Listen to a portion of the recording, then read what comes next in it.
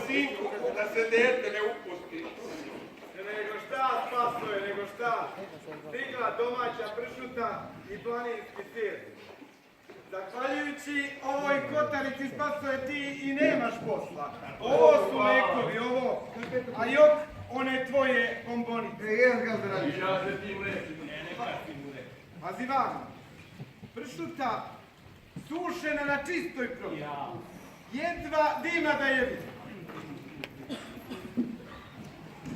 Slanina domaća sapunjana.